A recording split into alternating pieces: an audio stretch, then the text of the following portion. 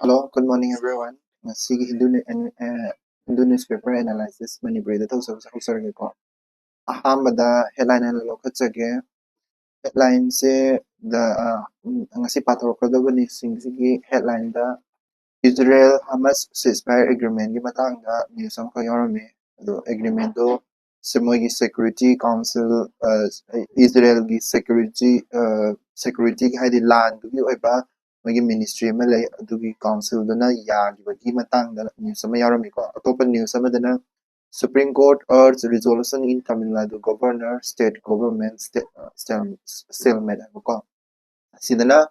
Supreme Court na Tamil Nadu gi governor ga Tamil Nadu gi government ka husik yanada dana leibado adudo yasana pa purak na bagi damakta haigibo mama leire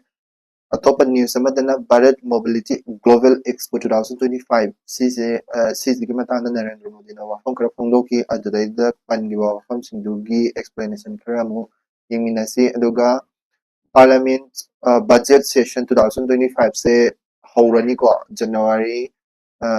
lo sulakpa daidagi hauraga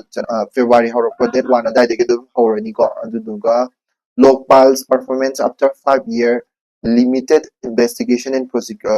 prosecution Lokpal gi function gi matang na ni ko Lokpal se chahi mga sujal asibol da kari tawraga ke man kari taw habdoi matang da news kara yarame adugi matang da sukra aina Lokpal gi matang da sukra aina information kara ai share tok sake ko atopa da grievance appellant committees so smooth operation with social media cooperation habidi GAC ITA के मखादा लेबा GAC से CC की ओइदोइनी को ITA के मखादा लेबा GAC से की असी से हाइदी हुजिक से फंक्शन फजना तौरी को अदु तौरी फंक्शन दो हुजिक से फजना तौरी एंड मा से करी में सोशल मीडिया कॉर्पोरेशन हैबदी हुजिक सोशल मीडिया की कंपनी में अमल लेरी दना खुदमोइना गूगल गुंबा देखी Meta gumba Facebook Instagram gumba degi Elon Musk ki X gumba ko adugumba mayam jingdo leibnina adugumba du da ID kari gumba ID yaning da ba grievance gumba complaint tawam se karai do oidoi haira kanda sigi GAC su do oidoi ne ba da GAC se ma se sinaining is kai no haira kanda GAC se social media platform corporation mayam sigi haidi thabak se fasana tawri habani ko editorial ama kaka lokat ken aroi bida editorial sina India gi GDP growth ki matang ni ko ju se India gi GDP se 100 eco growth se adu growth 100 pagi matang da kari information lege habdu matang da kara nina zage aha bada headline local ko Gaza Trust deal gets Israel security cabinet approval Israel की security cabinet की ayaba ko hana ngarang han ya ayaba se lawna ba ina tawramani but yana da bakra lebedagi ngarang han di yagi tre but nga sidi yare ko aduduna sina tai se kaino hara kanda Hamas ka usiki Israel ga hidi yana ba dil sigi dil se ayaba srong yare lasa usik moigi cabinet ministry punba total cabinet ministry punbagi ayaba malawgi dori ko Sunday da adudai di pungloi loirani ceasefire se ko aduduga security cabinet ki ayaba lawgre ko aduda da Gaza gi mioi adi Palestinian kangu di haraw fungdok tana ko tana ka tawgre ko adudugi matang da ni news se ceasefire recommend tawgre se kainara kanda adi huzik 15 months sure da ko war se 15 months sure abo war se ceasefire se approval tawgre hadi ceasefire deal se Hamas su kana su Israel su ceasefire deal se approval tawgre ko hojiki security council security cabinet su approval tawrabni na kana na mediator oige har kana Qatar ga USA kana mediator oibani haidi moi gi wari sala bado kana haidi mayay oibani du kana oige da Qatar ga USA kana oi ko aduduga Sunday dadi dum ceasefire sa hawba yabagi oi thokpa leibu ko war se tha thole iba war se October 7 2023 da hawgibani Israeli macha lising amang Chinese hena hat kiba ahama da ko Hamas na adudagi hawraga huzik se war sa dum chathara ibani ko adu 46,000 Palestinian hena hard crack ko Israel kano Israel lami singna dagi mi pami pun to bokot balay adugi mo aduga sigis da ceasefire agreement se kari kari no haina rakanda kuigi hostage Israel gi lani hostage hai tare ko Hamas na phara ga thami mi chama mu ne ba ko ado moi du tra 33 di thadora kre ato pakhara do handa tha tar na hafta taruk sigi manung sida thadora ani ko dagi prisoner exchange tawna bane ba habidi prisoners Hamas na su both Israel na su Hamas na su animak na prisoner mem am thammi ba adu exchange tawna ban ko adagi Israel gi lami sing se Hamas ta adi Gaza da ko Gaza da changjal li bu ko sik se kana adu do hantok pa ko changjan ba do hantok pa adagi Palestinian mem am adi Hamas ka Israel ga lan thona bu da Palestinian mem am Gaza strip gi chine gi mem am sing do amu halak na ba adagi humanitarian aid abadi di UN gumada adu gumada mateng pangbodo amu hena pangjanna bagi mar wari ni ko aduga tungda orakada bahai bedare ko tungda orakada se Hamas na hujusik demand tor se tungda ceasefire se yam kuina ceasefire tawse na Israel da demand tawbane ko Israel da adu Israel gi hai tare Israel se Israel hai se kaina kanda akoi hostage aini ꯑꯩꯈꯣꯏꯒꯤ ꯍꯣꯁꯇꯦꯜꯁꯦ ꯊꯥꯗꯣꯛꯅꯔꯀꯥꯟꯗ ꯁꯤꯁꯐꯥꯏꯌꯔꯁꯦ ꯇꯧꯅꯗꯣꯏꯅꯤ ꯁꯤꯁꯐꯥꯏꯌꯔ ꯑꯦꯒ꯭ꯔꯤꯃꯦꯟꯁꯦ ꯌꯥꯅꯗꯣꯏꯅꯤ ꯀꯔꯤꯒꯨꯝꯕ ꯅꯣꯏꯅ ꯍꯥꯃꯁ ꯅꯣꯏꯅ ꯑꯃꯨꯛ ꯐꯥꯏꯇꯤꯡꯁꯦ ꯍꯧꯔꯛ ꯇꯥꯔꯒꯗꯤ ꯑꯃꯨꯛ ꯑꯩꯈꯣꯏꯒꯤ ꯁꯤꯒꯤ ꯁꯤꯁꯐꯥꯏꯌꯔꯁꯦ ꯊꯨꯒꯥꯏꯔꯛ ꯇꯥꯔꯒꯗꯤ ꯑꯩꯈꯣꯏꯗꯤ ꯑꯃꯨꯛ ꯍꯟꯒꯅꯤ ꯅꯣꯏꯕꯨ ꯒꯖꯥꯗꯒꯤ ꯄꯨꯡꯃꯨꯠ ꯃꯨꯊꯠꯀꯅꯤ ꯀꯣ ꯃꯣꯏꯒꯤ ꯁ꯭ꯇꯦꯟꯁꯦ ꯑꯗꯨꯗꯨꯒ ꯅꯦꯇꯥꯟꯌꯥꯍꯨꯅ ꯈꯟꯖꯔꯤꯁꯦ ꯍꯧꯖꯤꯛ ꯍꯧꯖꯤꯛ ꯅꯦꯇꯥꯟꯌꯥꯍꯨꯅ ꯈꯟꯖꯔꯤꯁꯦ ꯀꯔꯤꯅꯣ ꯍꯥꯏꯔꯀꯥꯟꯗ ꯍꯥꯏꯗꯤ तसेंग सिसे एडिटोरियल दा यावरमनिको तसेंग हेडलाइन गी न्यूज़ तदी यावदे बट एडिटोरियल दा यावरमनि नेतान्याहू हाबदी इजराइल की प्रेसिडेंट से को सिसिना माना खंजरी से कइना कन करिगुम ट्रम्प से उसे उसे हायेंग दा गायरे को मासे कनो वसक लौरो का दबा हाइदि यूएस प्रेसिडेंट ओइना वसक लौरो का दबा अदुदु वसक लौरो को मतमदा हाइदि ट्रम्प की पर्सनालिटी से माना खंगिबा अदुना Trump na wasak lorok pasina magi siki ceasefire agreement se sign dawnari ne bako aduduna aidi Trump na khali aidi Trump aidi netanu na khali se kari gumba Hamas sina amu hana amu mogi ceasefire agreement yarakta taragadi Trump yauna support tawraga ngasai Trump yauna support tawraga ngasai Hamas se muthatna bagi amu hana ceasefire se tugaraga war to yani khan begini habedi Trump ju support or kani khan begini kari gumba Hamas na ceasefire ju thugai tare gadi ko tung goina ko aduduni ko mana hangi se ko aduduni habedi Hamas na kari gumba natan kanoda auri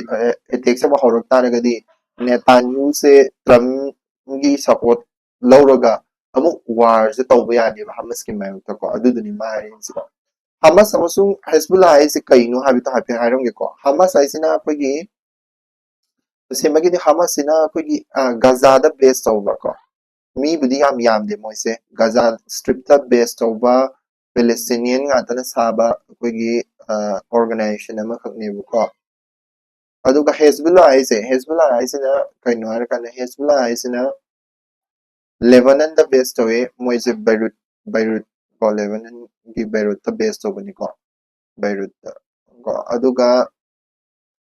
moigi aidi target sa kaino hara kanda sidaisa moigi target sa kaino kana what Hamas ko Hamas is slide amada isa Hamas ko Hamas na pamis na kaino hara kanda Hamas na pamis na kaino hara kanda which Israel si ade pura reject ne reject Israel ko aduga moina pamis sa kaino hara kanda Palestinian state nama saba pami ba adubu Palestinian state nama saba pami and kaidoga hara kanda mogi reject boundary ma khak reject borders Palestinian borders ko reject border 1967 na sagiba border am khak dilam khak legiba adu su moina reject toyeba aduna Israel sima pura mo hai se Israel sima pura lei tabaga chamani sin mogi kanu se andi मोगी country से लेता बगे चमाने Mona Israel है country से recognize का शुता उदे को Israel ने kaidoge hara kanda Israel na su kaidoge hara kanda Palestinian state se or Palestinian state or sigi Hamas kangu se ko khwaidigi aidi kanogi Israel gi threat ne khalle moise ko threat to Israel gi threat ne khalle adu na moise muthat pa bisina moigi wakhalon ne aduga aidi Palestinian gi state aidi Palestinian gi moigi Palestinian se support to reject to moina reject Palestinian support ko Palestinian moigi tasena precisely high taragadi moigi Israel pulap tinate ko but moigi right wing kangu sina Palestinian state che kashu yaning de Palestinian state abse lai tabaga chapana na khalle adu dana both Hamas amasung Israel kangu sing se si sauna bagi maram su oyni ko adu dana babani makse koigi two state theory kai lai dana ko state theory se two state theory se animak na yade both reject this kai gina hai taragadi amana amaje aidi laibado aidi amana amaje layene recognize tawdabanina both country and both state animak se amana ama yana dadina kind of opposite to aidi two state solution se moy mabani mang yan di ko aduga adudani ko man haning is ko and koigi next aduduna tungda haidi sigi ceasefire agreement se sign tawnagrabadina tungda ceasefire se thugaraktabadudi Hamas ki control da lei ko Hamas na kari toroke moi adagi mabani se kulai thadokna re no jikudi haire ko na mu lan torok su yai ko khangba ngamdri next news amu yeng ko news na koigi mamanggi news kara pallabada koigi governor koigi Tamil Nadu ki governor koigi Tamil Nadu ki governor RN Ravi na koigi assembly dagi thoktana dagi ma se haidi Tamil Nadu ki government ga kara adum saunaraga adum leiba hana mamangda assembly dagi national anthem sa isakta be wahawdagi ma se thoktana kotana saudana tawnabdo adudo Supreme Court yaure hujikti Supreme Court ki wari Supreme Court ki resolution da kari haiga har kanda resolve BC impasse before next hearing Supreme Court na haise kaino Tamil Nadu ki governor da haise karigum BC gi thabak khanbagi khotpagi BC gi matang da khanbagi khotpagi governor na khangadabani or adu tawgadabani ata tawgadabani governor gi responsibility na ko haidi BC khanbagi matang se ai habe haizar ke BC khanbagi matang se hana lermi se kaidoge hara ka da governor gi side ama ko adagi state government gi state ki education ministry gi side ama state ki education ministry gi side ama aduduga university gi side ama yaudine hana yaromi se ko adudaida governor na husigi muk change tawgrizina kaina gi UGC gi new norms na change tawgrina sigi state gi mota UGC gi oina hapo ko governor yaraba UGC plus university gi member ama yaro kana BC khanbagi magi kaino hai ko searching committee hai ko searching committee se saduini na haigiba adugi do yanadaba hai tare UGC gi another norm se yanadaba hai tare governor da ekta haidi magi kana emphasis se piba aduguma pibado madugi haidi sise yanadaba haidi state government haisina sise wena tawseba governor na or central government haisina what UGC na haisina sise tawseba ado yanadaba gi ama khak layeba ko Tamil Nadu gi governor ga kana Tamil Nadu ga government ga aduduna adu yanadaba gi matang ni ko vice chancellor appointment gi adu do kana Supreme Court na haisina yasanaba poro yanadaba do yasanaba poro haibani ko ado kamai ta bono yeng siko haidi background da kari leke da state government na di Supreme Court ta petition na ama file tawe ba haidi governor sigi mai oksida ko governor na kadauge har ka higher education gi bill me ama mana SN grant tawdaba pending prosecution gi sanction me ama tawbidaba revision prisoner me am gi revision tawbidaba gi government gi order in dabagi and constitutional search committee BC gi matang ni appoint nabagi same court pase sisu adi state government na hai pase follow tawbidabagi ko main problem di kaino ka ngasagi BC gi search committee ayung sa haizagi bido BC ebdi university magi makok head choose to base governor na CCC yawgadam ne na rule semdorok base masi sini ko masi gi matang ni ko hairi se rule semdorok base rule se semdorok ko do kano Tamil Nadu government na kasu yaning de governor gi rule sem se yaning de do governor gi power se si na reason the governor gi power gi matang da hapet masang tangai ni ne zarang gi ko governor gi powers ga mai tabu no and kano tabu no and governor gi power da khoi gi power me ama le ko governor gi function hai tare ko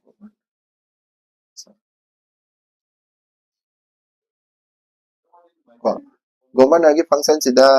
khoi gi executive function le executive function da khoi gi article da dum hai sarage ko article 154 sina adum executive function se kano da p doini governor da p doini sina haining is kano state ke executive power se governor da kra p hai doini ko executive power to governor da ko dagi 163 sina digi koigi council of minister ma'am leidana maduduna governor da cc tawgadam ne advice pibudo adudo ni ko si 163 sina executive power gi ni ko adigi 166 tana koigi any thaba ama in the name of thabak tawbase in the name of governor gi executive function kra ma'am ama kra lei ko adudo governor gi haidi maming da tawduine ko thabak se aduduna 166 ta governor gi haidi executive function da 154 163 and 166 se executive function hoidini ko governor gi haidi article se aduduga legislative function su lei law moina sembagi matang da ko legislative function da kogi tasengna sisini important hoise 200 se 200 se assent ko assent to bill SNP base ko SNP base 200 ID article number 200 ke makha da lay to digi 201 sina reserve tawa abidi reserve tawa meaning president da pikhat na president da bill se check taw na bagi da to reserve tawa ko digi 2000 sorry 200 0 203 ko 203 213 since na ordinance same na ba ko governor is na ordinance same na bagi ko and governor gi function is the judicial function so lay judicial function ko judicial function is the magi 161 lay ko adi ma pardoning power lay digi ko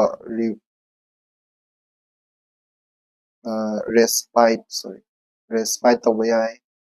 respite abadi adu su postpone tawa dani ko remission tawa yai ko remission reprieve su tawa yai ko adagi financial function da kari lay ga kanda 202 ko budget session mana puthoktoini ko budget session se adagi 203 dana budget process ta magi role yam chawi ko budget process ta na bohna ta magi role yam chawi 207 da money bill da consent bill se mana tawduni ko adi consent to money bill sigumba se magi function nga tani ko and atopa function da discretionary function lay ko discretionary function habedi ID 163 na haise kaino harakanda magi discretionary function se piduine ko certain matters kara magi discretion da dum thabak tawba yabe habedi mana rule in the bida mana tawba yabe thabak haitare ko article na tawba tawrambadagi mana atopa ontho tawba yabe dagi 356 da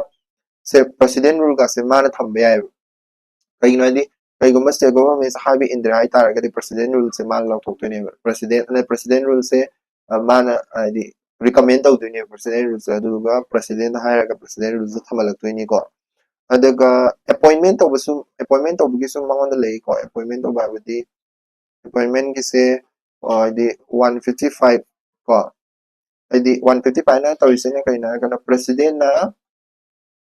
governor khan base si makha da khan ni ko governor ko adagi 166 3 ay tar ko 166 ke 3 sana kay na kanda the rule same ay sini ko sigi rule same rule making ko sigi rule same sini ko 166 ne 166 ne duga nasagi kare 166 ne 2000 ne SN bill SN tau daba wa dagi kari kara tau ba dugi matang ne 166 ne sigi power sing sini ko ngasagi Tamil Nadu gi governor ga sigi power sing sigi matang sida ne Tamil Nadu gi governor ga kano ga Tamil Nadu gi government ga fudatnari se ko adi saungnari se and atopa function khara ga su leiri function lum loina ma naina thoma gi ko ceremonial ebedi masana tawjaga ceremonial sida di akoi gi kayani any state representation se represent tawba se adi function na chappa matamda governor sida magi state to represent tawdoini ko governor sida tawdu se adi administrative function su lei administrative function da kaidoga hara kana 164 na haidoini ko 164 na kaidoga hara kana CM ko adagi minister mayam jingse 164 dagi 164 gi matung ina appoint tawdoini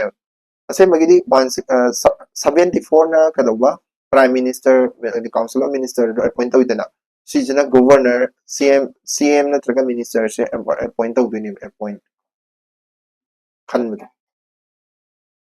appoint tawbase 164 gi makada and 167 sina counts adi mana adi council of minister gi decision se council of minister gi decision ma'am se governor high do ko governor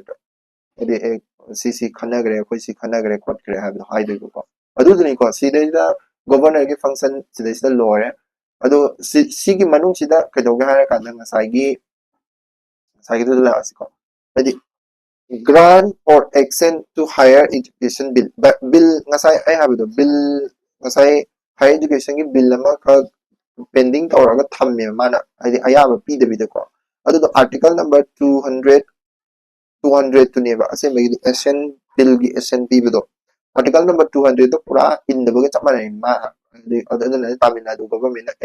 masigi governor se sisi constitution gi magi power do indre khotre na haris bill do article number 200 ki matung in SNP ga damne hai do pidre sini mo ko ma ni se adigi prosecution sanction to basisu article number 163 de yaw bani governor gi function ma'am de executive power gi function ma'am de ko adigi prisoner remission gi su husik pardoning power 161 de yaw gi tana ko adigi government gi order in ga damne habitu su 166 de yaw gi bani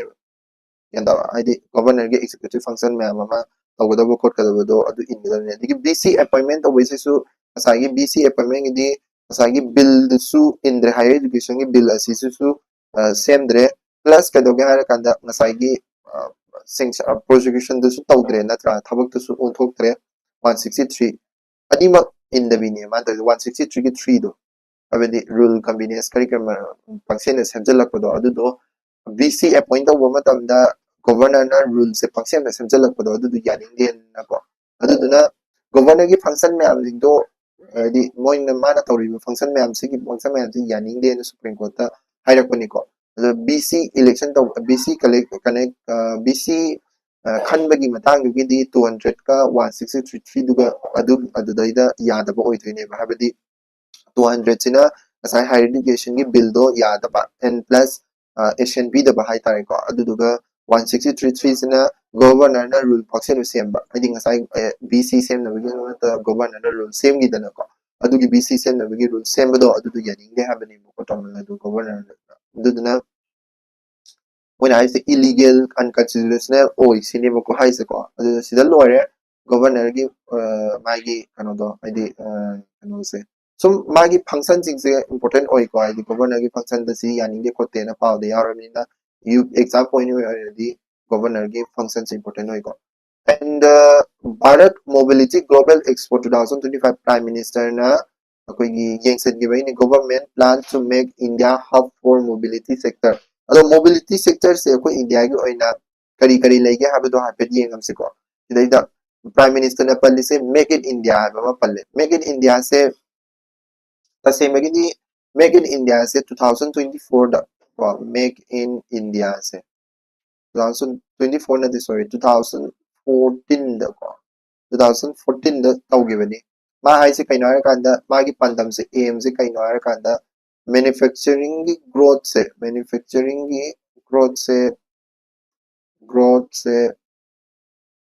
12 to 14% NM per NM da ko sahi kudingi 12 to 14% se laina ba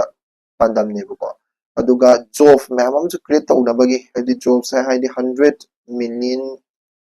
ko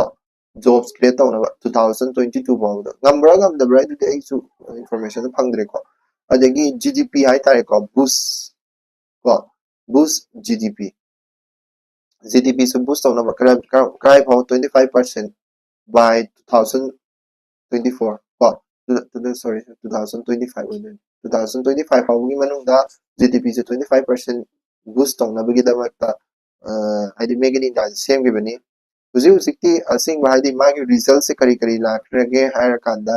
result se da kari lakrage harakanda FDI se koigi foreign direct investment haidi foreigners inga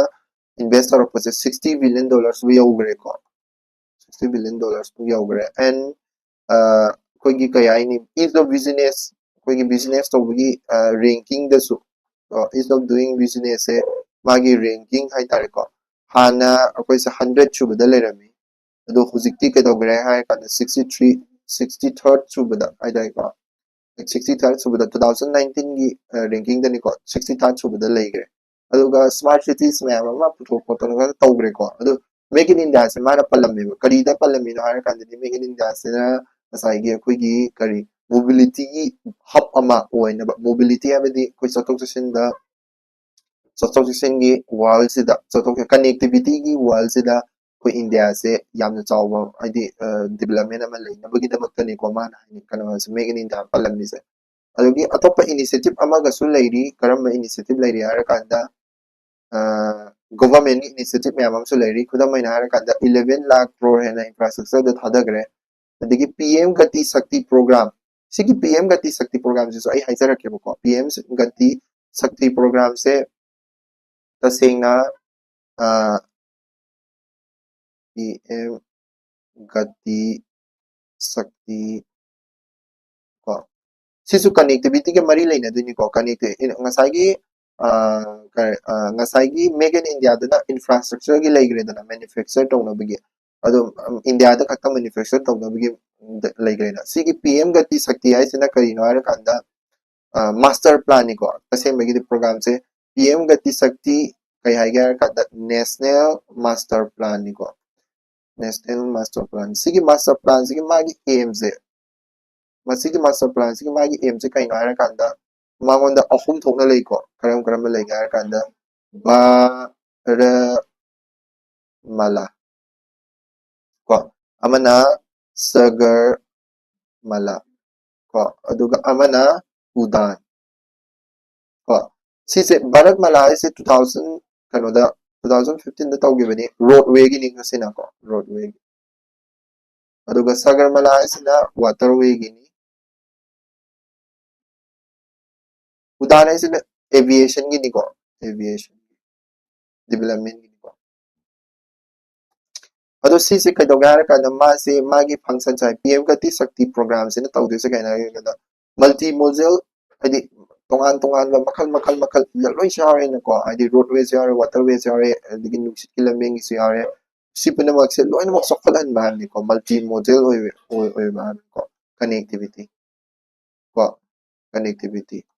ko across India so adi connectivity ki matang ilak pa matam sida PM gati shakti si suning singo make in India si suning singo adi hayeng connectivity ki matang na question ham tam the example alum ini government gi initiative hire ga de dum si dum pi ya do ni ko adagi national logistic policy akogi national logistic policy lei ko kari lei ga hire kan national logistic policy national logistic policy lay sidaita kari 2022 da link kibani ko 2022 da link kibani asem bagidi akoina sigi makada initiative se kari mami haga kanda mamang 2022 23 daida unified logistic ko interface platform aina aidi logistic mayam amase santo haidi pochai puthok puchan gi logistic mayam jik loi connection tawna bagi damakta unify tawraga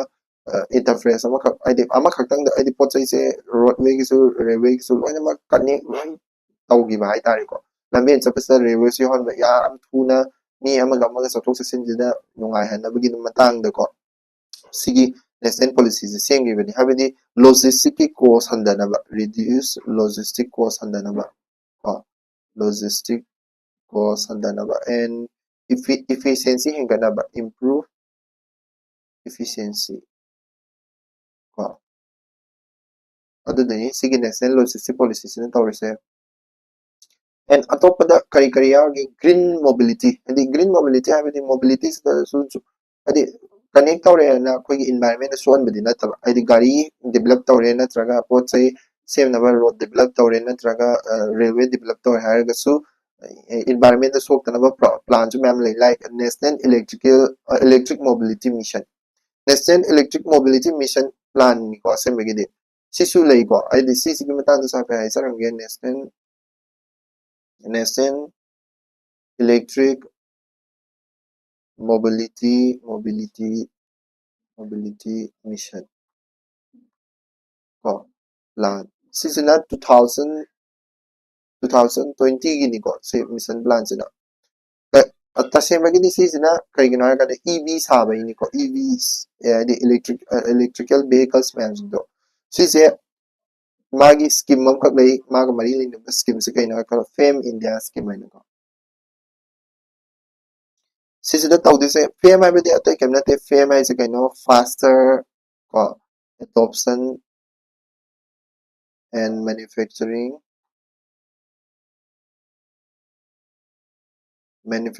of hybrid everything asagi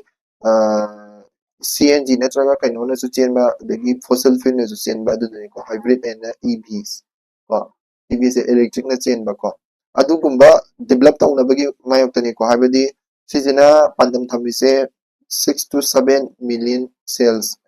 hawdorok padagi hawraga 6 to 7 million cells yon gre ko mase 2022 20 ki data yung matungina EVs amama 6 to 7 million sale ko ay na 2020 do yon gibo ko adugi data do ni adagi mana sa panma matamda kaino sa paliko green hydrogen mission su paliko green hydrogen mission su connectivity ke mari leina do ni ko connectivity green hydrogen abdi hydrogen se as a fuel no season raga try de lorok te hydrogen se akogi kano dagi fossil fuel gumba du gumba ban taw ban tabida ko solar dagi natraga renewable energy any source ama dagi lorok po oy do ni ko green hydrogen mission asa ko green hydrogen mission Sida green hydrogen se puthok na bagin ko like production su leire adagi usage su leire sisina bagi su adagi export taw na bagi ko export of green hydrogen masagi hydrogen se pilo na sisina ba yai but taw hydrogen se puthok na bagi na ta koi electrolysis taw ni dana electrolysis hydrogen se puthok na bagi na electrolyzers ma'am sisina ni ba haiba electrolyzers ma'am jingse akogi mas energy sang indana electrolysis sang satna bagina makta energy adugi energy se karai dei lawro ka doina ara kadi koigi renewable energy like solar gumba adagi solar energy dagi natraga wind energy dagi lawro tu ini adui lawro ka electrolysis tawraga ngasagi green hydrogen fuel se na thon doine aduni green hydrogen mission na tawdui se ko aduga tasengna magi target se 2030 fawgi manungda 5 million metric ton puthokone green hydrogen fuel cell metric tons ko per annum adi chahi kudingi asigumba hujik se dum puthoi ko but 2030 dadi 5 million metric ton puthokna bagi pambaine aduga atopa scheme aga mana palami karamba scheme na kanda green hydrogen laire production link incentive for advanced battery sem na bagi tamak ni ko sise battery sem na advanced battery sem na bagi battery storage sem na bagi tamak ta ko ado id battery su changi dana ko sigumba ev gumba saba ko pa matam ado ni mana palambasing to ni ko adugi scheme sing se khangchalo ro ko habidi kari gumba ko na mobility gi id or connectivity gi matang na question hangak taraga di sigi PM Gati Shakti Program, National Logistic Policy, National Electric Mobility Mission, Green Hydrogen Mission, Make in India, sigum siya panbayay ko ado. Next,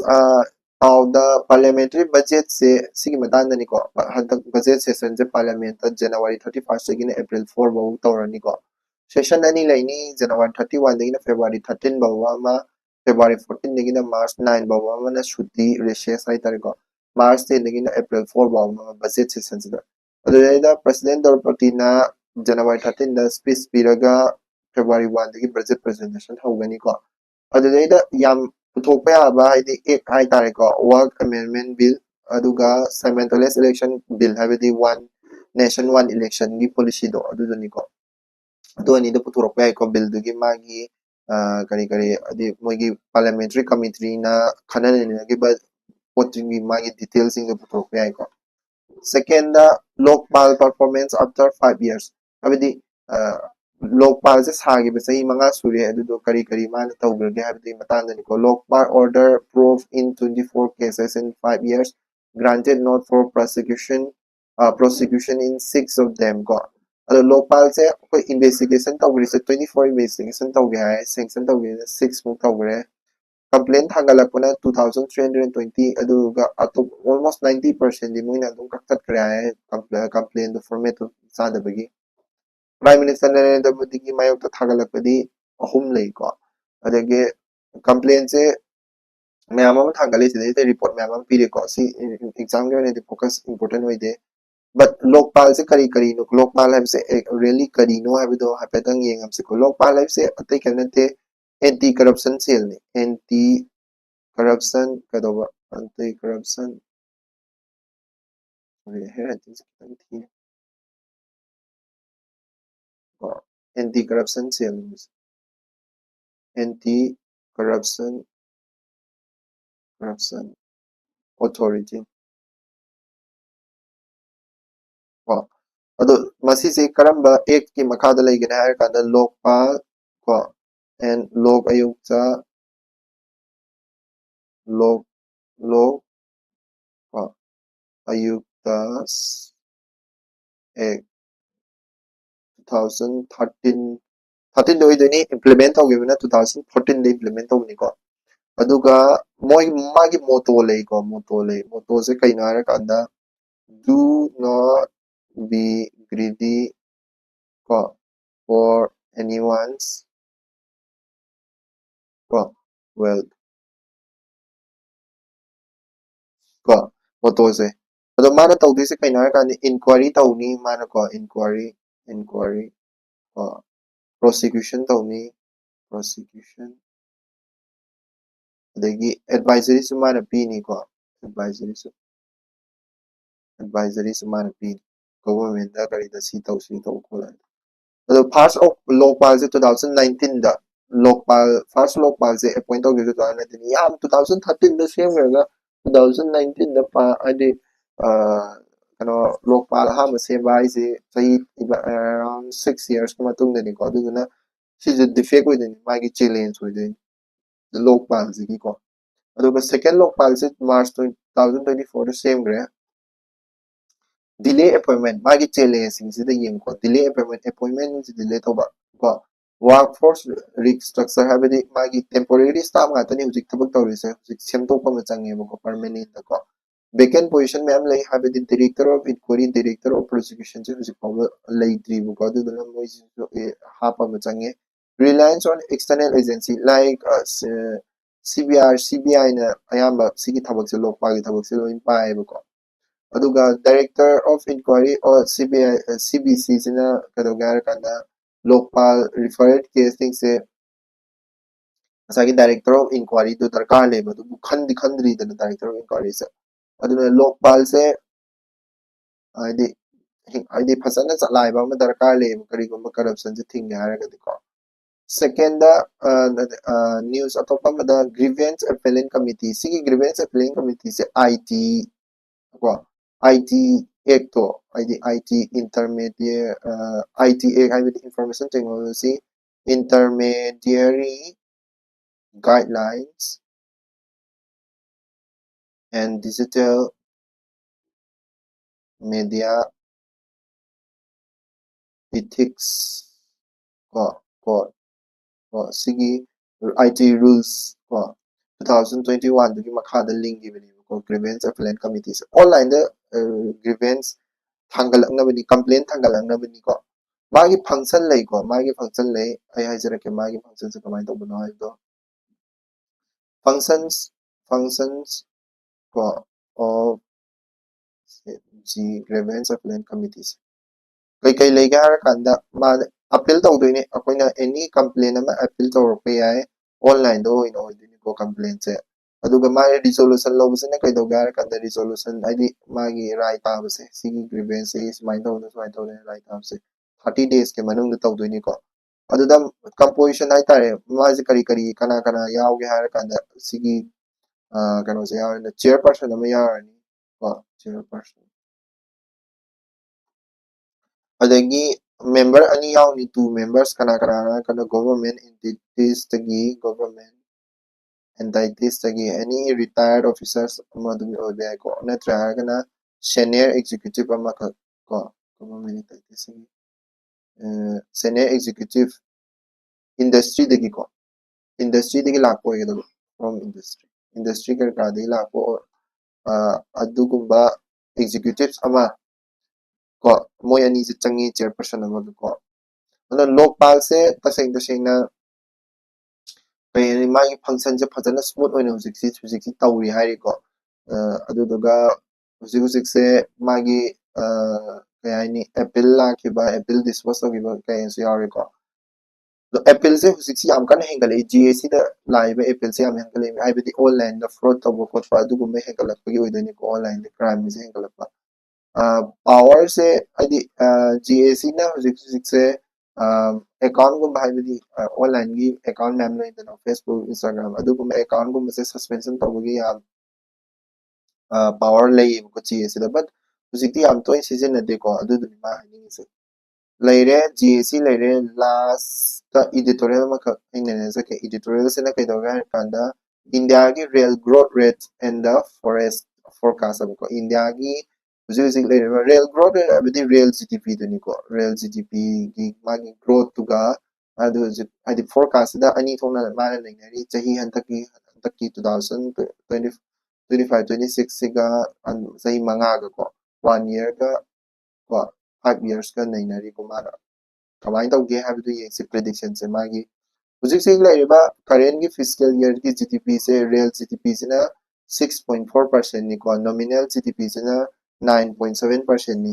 real GDP habdi gross domestic product real se ko inflation ga adjust torabani ko adjusted with inflation real hai targeti inflation so hapchala habdi country ki taseng tasena ko na growth tawrise real GDP de gi yengdoine ba nominal GDP di pura GDP di pura akogi inflation yaudabini ba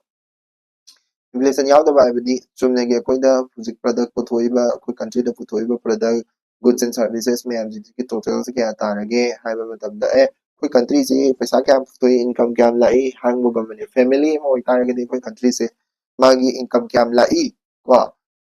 income kya lai habduna nominal GDP da haidone aduga kariguma pochai tangba khotpado hapchan gi tarage haidi paisa gi value se di kashu pochai takalak pochai maman takalak tarage paisa value ja handarak to inatra mana tolop lupa kun jara me ain khalase lupa kun gi value do sum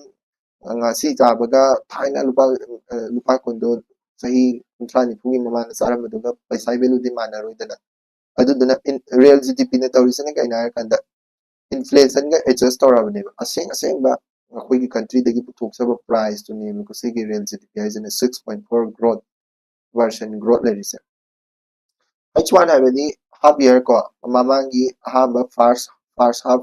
of the year the 6% lay the second half se di koi loidri ko year je budget session hodri ba budget session am jini ko moin year hai se ko adu sigi first half ki di 6% oigre second half ki de ko projector is 6.7 ni duga quarter 2 subugi growth se 5.4% oigi digi GVA gross value added ko sigi gross value added sina sigi definition sina kaino ara kan goods and services ko goods and services produced sisna goods and services akatang magi money kadi kara no yaude ko pai pochai puthokpagi chang se 6.4% ni growth se hala degi handare hai ni ko 7.2 degi handare sidasu ai se RBI gi projection degi handare budget ki projection degi handare ka hai se abadi akoina project tarom akoina smaina growth se la kani hai badu degi handare hai badu ni ko aduna tapadi akoi country se slow down tori akoi GDP se kano speed se tapthare hai ni ko even government investment manufacturing sector the investment je adi drop tawre habani management kari adi koigi manufacturing industry da manufacturing sector da yam ka ina manufacture tawrok habani ko growth se pochai sab se yam handare habani ko government investment so even negative growth la habani government investment se yam tawrok ta handare ko mamang se idagi mataramba investment du hantak tarom investment ka handare hai ni ko adagi capital expenditure shortfall koigi pochai saba khotpada thadariba koigi expenditure hai tare ko sidisu kaide 46.2% da handare hai badi expenditure reached only 46.2% of the budget target after 8 months ko badi sisu handare ni ko koigi paisa kanu tobagi chang adagi akoina puthoiba koigi expenditure hai tare ko seasonary bagi chance handare ni ko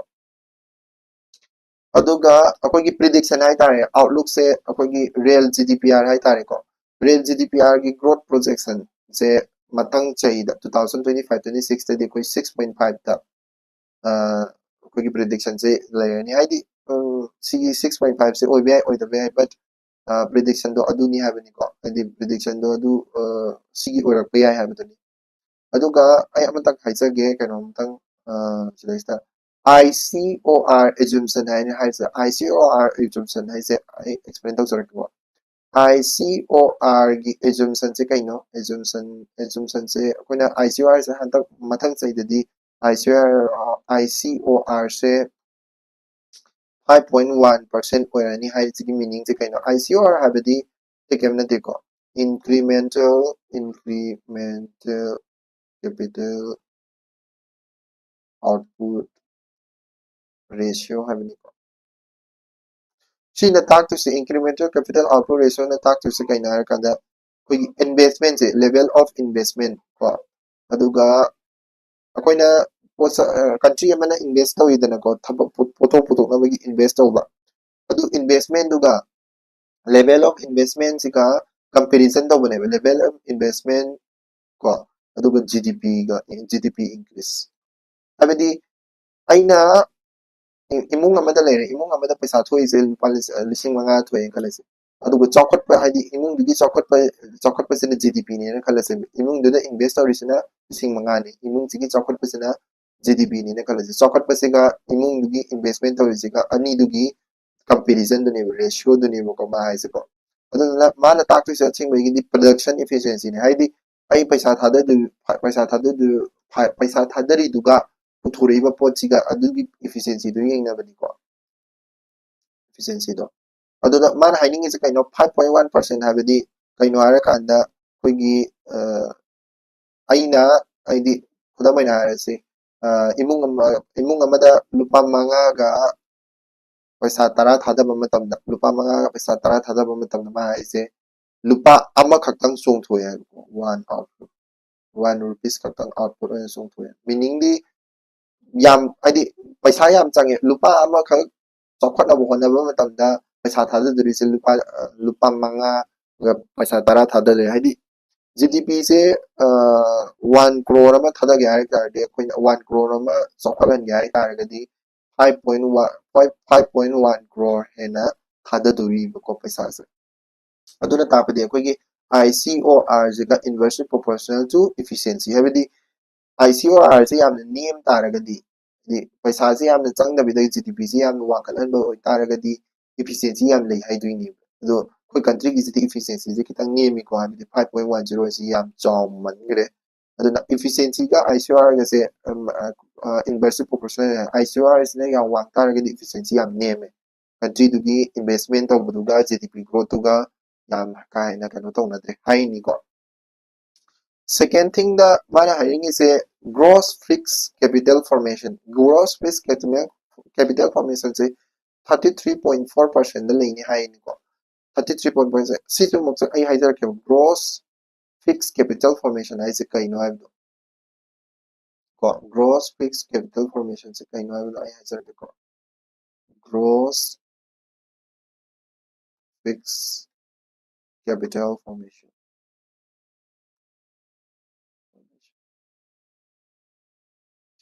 gross fixed capital formation the highest na kaina ra kanda koin investment kharat ID akoina thadai dena ko physical asset ID physical asset abidi kaino net increase in the physical asset abidi infrastructure ma'am jisa koi loi chat me yare ko physical asset di machinery yo take thang the adagi kare kara building infrastructure adu ma'am da thadagi ba ID paisa di natre but adu ma'am du paisa gi value da kya ma'am hengala ke habidani ko infrastructure kya hengale adu hengale habse gross fixed capital formation se ta to ni ko adu da ma haining se kai mara kanda koigi koigi kano khara leire sigi infrastructure sanaba government hai se koi kano government gi infrastructure sanaba 100 crore leire ko crore se pam leire do mathang chai dadi ko mathang chai dadi ai total value se mathang chai dadi koina si 2024 gi ne kala se mathang chai dadi koi gi kano se 33.4 crores hapsala dani 33.4 crores hapsala kanda mathang chai dadi 133.4 crores se haidi investment oina hapsan dani ko 133.4 crores se mathang chai 2025 tadi si oi dani mai haba increment tawbagi wari dani ko gross fixed capital formation haisa aduduga sig increment se 133.4 crores se koi depreciation minus tawidani ko depreciation abidi koi gi ngasai akoina physical asset me ama infrastructure habise ningai rakpe ai kai ge be ai machinery me yarak ka be semgizan ko son da paisa yam changi dan ko adu depreciation minus tawraga sigi paisa je lei doini ko in be ai infrastructure same na bagi da bag thamba ni government na 2024 da government na 100 crore lei taraga di ma ni se 33.4 crores hai tare ko net increase in physical asset see gross fixed capital formation say 33.4% the thumb game average growth to adu happen hojiki government na 100 crore lebada 33.4 crores hapsan duini sini haise ko minus depreciation jena 2025 ta leigadawa paisa dune sigi paisa sine ba kuigi ngasai gi infrastructure sabe de sine de 2025 aina 100 crore ka tang lei na khan gi bai ni ko percentage to the whole again aduduga adum ID gross fixed capital formation sina takning ise kai nara kanda aikoigi infrastructure sanabagi damakta ko infrastructure sanabagi damakta thamiba or season anabagi damakta government kai thoiba paisa je kyam yamne hengalake habadani ko sahi kudingi oina kyam yamne hengalake growth ko adudani ko mana ni se aduduna akoina khangi maduni kaina kana GFCF se economic growth economic growth se legai taragadi GFCF se yam thada tare ko directly proportional or economic growth adagi sidesu ama atopam su leiri hadi domestic demand da focus to ba domestic demand da focus to da yare ko akoigi demand se kalan da yare mi sing se pot sai se am da hen da yare machinery wagera pot sai goods wagera service wagera people singsi pochai yam lehen taragadi demand hingalagadi akogi kan hairni imaginary man thaba paikala ni investment la ni government investment kari government investment su darkar leiko government chu investment yam tau taragadi ato private investment me amam chu la kani natra adagi capital expenditure da su growth la ni capital expenditure growth abadi akogi mi sing de season abagi paisa dugi chang du ni ko capital expenditure growth se adudu asigumse tau taragadi ma ni se kaino haraka asigumse tau taragadi akogi India se develop tawrakani sini ko haidi chahi manga next 5 years ki matung de akogi projected growth se kan haraka 6.5 real GDP da ko 06 lai is 6.4 ni adigi IMF in International Monetary Fund na su magi projection 6.5 oi ko to taragadi handa matang chahi manga sidi sigi 6.5 so oidoi male ko IMF na su degi RBI hoi kaya na su diba tang ko inflation si su 4% da lai ko IPD habidi sidai sa IPD BSI se implicit price deflator habidi ko deflator implicit price deflator sina inflation ni chang pi ko khoi kano corporate kuma government kuma level da aduga nominal GDP growth ay taragadi lakadaba real na tabase real GDP na taba GDP growth se kaino har kana 10.5 tagina 11% mo usi sing lai se 9.4 adai da lai gini ko aduga hengkalak pa mo yari 7% mo hengkalak pa yari sinima ni kasi ko long term goal di kaino har kada India se 25 years ki matung phawbada developed country oihanba goal hai tare ko developed country oihanba do developed country se oibagi matang da ya ba sir ko developed country se oiga hai tare gadi